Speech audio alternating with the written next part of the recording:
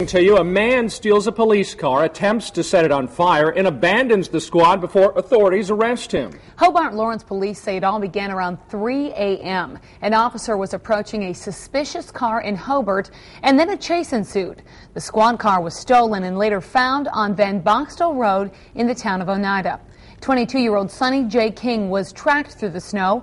He was arrested on several charges and tonight is in jail. Fox 11's Laura Smith has our story. It was a routine patrol shift for Hobart-Lawrence Police Officer George Dillenberg, but things took an ugly turn when he cruised down Pleasant Lane. He noticed a suspicious vehicle.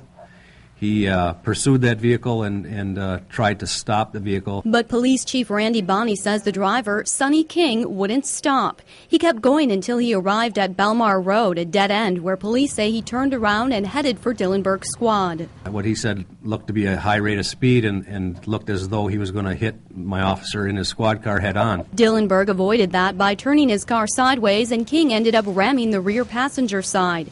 That's when Bonney says 3 or 4 people spilled out of the car and took off on foot. Dillenberg caught one, and Oneida police called in to assist caught another. In the meanwhile, Dillenberg's squad remained unlocked and running, and King was able to escape with it.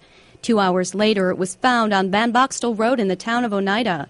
Police say there was a phone book inside that had been lit on fire. We believe in an attempt to try and burn up the squad car. Bonney says there was also thousands of dollars of equipment missing, including a camera system, GPS, and a radio and speaker. Well, we were able to locate some tracks in the snow. Shortly after finding the squad car, canine officers tracked King to his mother's home here in the town of Oneida, where they arrested him. The officer's doing well.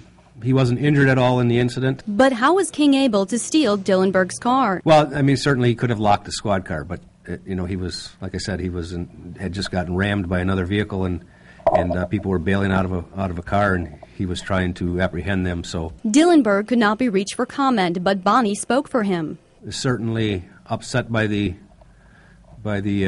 theft of the car, and there's some things that we could have done better as a police department, and he could have done better as an officer. Laura Smith, Fox 11 News.